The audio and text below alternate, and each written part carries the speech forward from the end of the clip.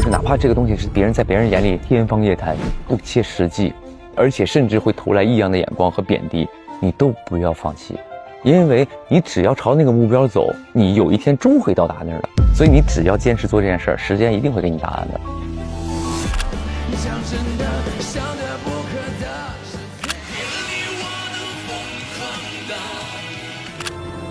我在意的不是他，我在意的是你。有请刘宇宁。Hello， 人民日报新媒体的朋友们，大家好，我是刘宇宁。每一次经历这种人觉得我，不配做某一个行业或者某一个职业，或者去做某一件事的时候，我觉得那个时候我是极其痛苦的。这人就是倔强。我觉得就是现在，我觉得那一段经历，包括我之前所有的经历，对我现在做演员这件事非常的好。就是那个时候你不知道明天会怎么样。你就知道啊，我在这个街上唱，我可能有一天会真正上大舞台，你会充满期待。虽然就是可能环境比较艰苦，然后包括一些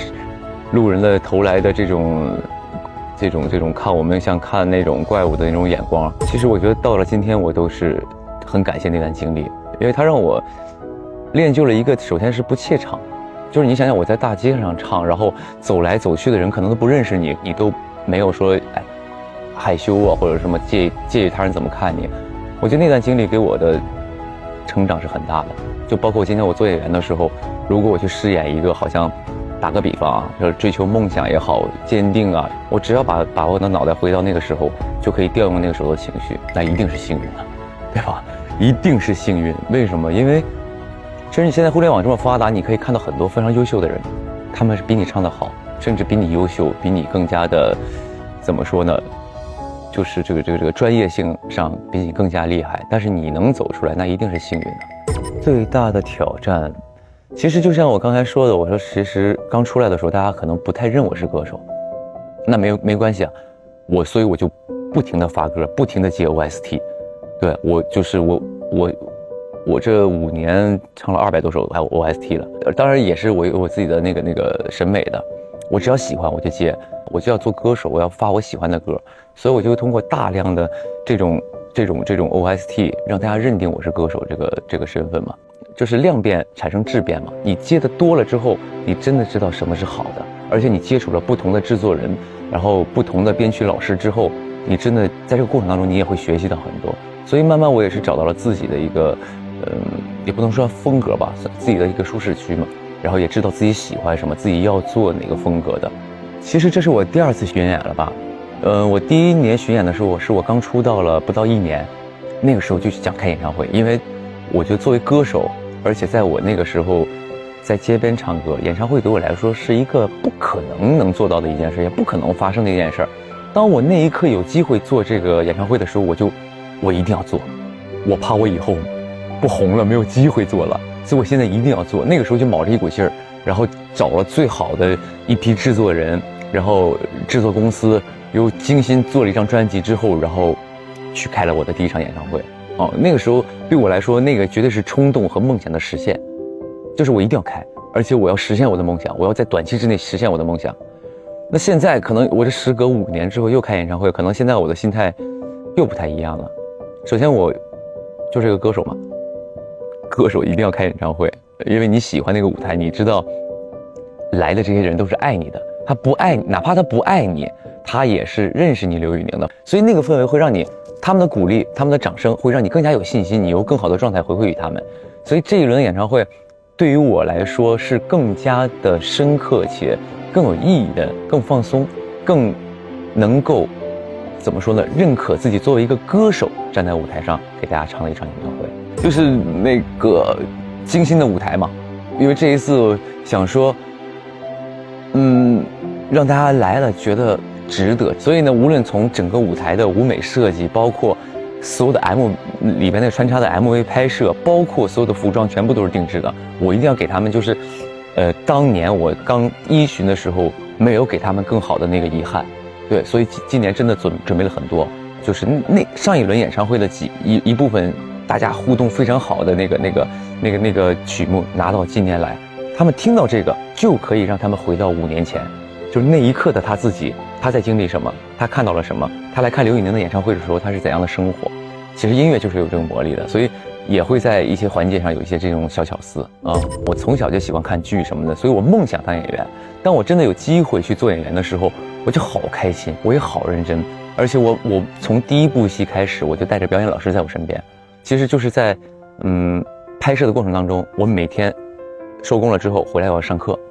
对第二天的戏，然后包括台词上的东西，我的口音其实很重的。然后每天回来上台词课，然后去研究第二天的戏。所以我也感谢那些给我机会的剧组，因为他让我就是在实践当中学习，而这个进步是很快的，而且你会今天想到的东西，你明天就可以实现它，然后你又可以去验证它的对与错，所以我很感激那些剧组嘛。然后但是有一个组的那个时候，那个就压力比较大，戏份相对比较重一些，那个角色也比较复杂，然后可能那个时候就会遭受一些打击，觉得自己好像不够好。然后呢，包括那个整个现场氛围也给了我很大的压力。我记得那天就有一天，我就回到房间，我就走到卫生间里水池的面前，然后那一天我真的看着镜子里的自己，跟自己说：“刘宇宁，你好好当歌手就得了吧，你为什么要来干演员？你为什么？”这真的那一刻我永远都记得，对自己产生怀疑，我是不是不适合干这个？但是我好像回头想想，那部戏给我的成长是最大的，因为那部戏拍完，我真的知道了台词上逻辑重音是什么，然后你的表演节奏是什么，就是它会，你反而给你那么大的挫折，那么强压力的一个环境，你会发现，你回头再看的时候，那个都不算什么，反而那部戏让你成长是一个质的飞跃。觉得我真的因为那部戏成长了很多。是，其实现在回头看会觉得有一些艰辛，但是当下肯定不觉得艰辛，因为你是有希望的，对，你有目标嘛。你知道你要去哪儿，你想要做成什么样，所以在这个奋斗的路上，你可能你当时就是专注，你就闷头干，你就是卯着一股劲儿，你就奔着那个目标去，可能当下你觉得，哎，我能坚持，我可以，哎，我不能让自己停，我要那个，因为我要去到那个地方。像那个《长歌行》那个时候，我就说，因为那是我第一次拍古装戏，我想说，我拍完这个《长歌行》，我一定要知道古装戏是什么东西。作为一个演员演古装戏要怎么演，我得把目标定下。比如说古装戏需要体态、古韵台词和你真正的这个怎么说呢，这个精气神的东西，所以我就 get 到了嘛，就会这样。我现在一直就是这样的，拍每部戏都会给自己立一个目标啊。一念关山的目标是如何能够演好一个男主角对，因为那个是我第一部古装男主，真的是第一部古装男主。那个因为之前都是一些配角嘛，对，而且戏份很少，多的也就300场戏，但是一念关山是将近600场戏，他对你的那个压力和就是要求是很高的。书卷一梦他是饰演2个角色在里面嘛，就是有一个大众面前的身份，是一个皇子，那其实背地里他是一个江湖组织里的一个首领嘛，所以他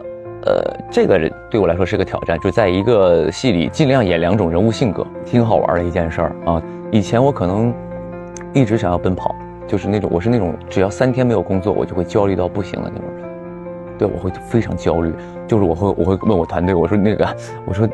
那个我已经2天没上班了，我们明天干嘛呀？啊，说明天我们还休息，完了觉都睡不好，我是属于这种的，就很焦虑，很想往前奔跑。但我现在好像就好了很多了。大家都说，哎，工作和生活分开啊，工作是工作，生活是生活，但是工作就是我的生活呀，在我心里，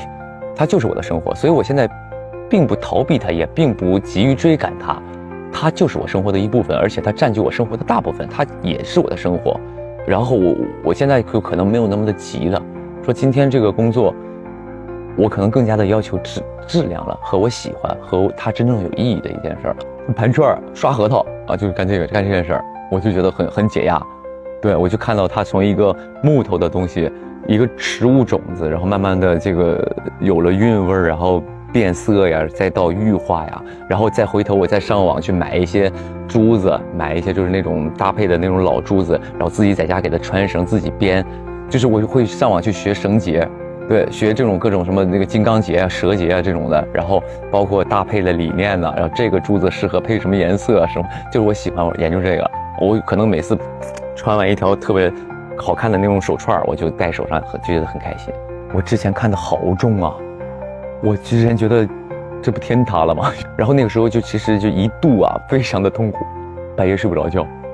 就是我这人就是因为我就是一个离不开互联网的一个人，我时时会刷各种软件，然后看上面的一些东西，那总有一部分人就是天天的就是说我这个说我那个，我就觉得很难过，我就觉得很难过，我真的很难过，那怎么办呢？然后这个为什么要这样对我？就是为什么我们无仇无恨的为什么要这么对我？就是会很难过啊，那个时候真的会。但是就近1年半的时间，我突然间觉得，就是我无论做什么事儿，我都会有一种感觉，就是我是会突然开窍。这件事儿我也开窍了。我现在就是因为有一天我想明白了，就是网上这些人对你不认可也好，骂你也好，这些人是谁？你认识他吗？你并不认识他。那我为什么要在意他说什么呢？他的评价呢？我只要认定我做的事儿是三观正的，事情是对的，而且那是我想要的，那我就去做嘛。当时其实你想想，我从一个街边唱歌的，突然可以上这么多大舞台，哪怕咱们不说歌手嘛，像以前的一些综艺节目啊，跨年晚会啊，我都能上去了。我如果没有这些人就是贬低我，觉得我不配，我真的会怀疑我那个时候会很飘，我可能就觉得自己可以了，自己行了，但是我有可能就会走上一条歪路，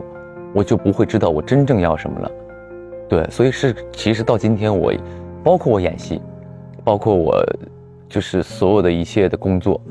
我觉得就是因为他们时刻督促着我不能飘，你还不够好，你还要继续努力。只是说这些东西对我来说，其实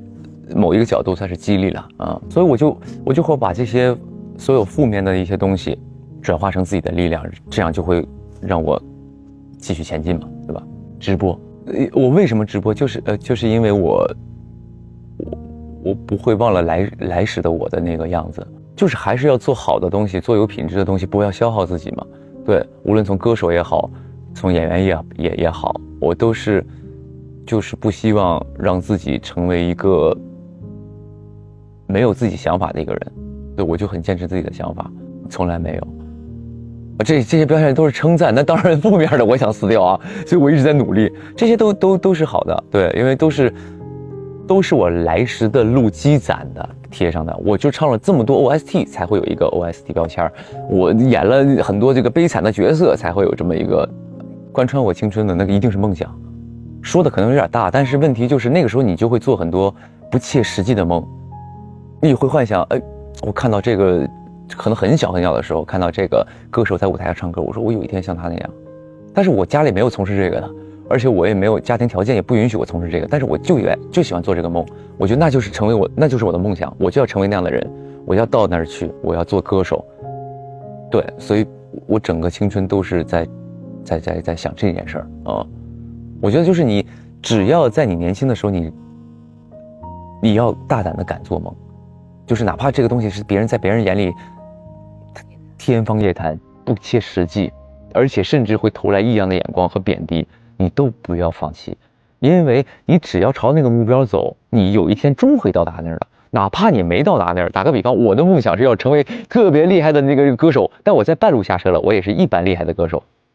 我是这样告诉自己的。所以你只要坚持做这件事儿，时间一定会给你答案的。就是努力的年轻人，我觉得就是还是多学东西，就哪怕你这个现在的工作不是你特别喜欢的也好，或者是生活上遇到一些挫折也好，就是要多学东西啊！尤其年轻人一定要多，无论什么东西都可以学，因为你不知道在未来哪一天你就会用到它，而且它甚至会让你在你的现有行业从事的行业当中成为佼佼者。所以你永远不要嫌自己技能多，年轻一定要多学东西什么都可以，哪怕你现在工作生活有压力，也永远不要放弃。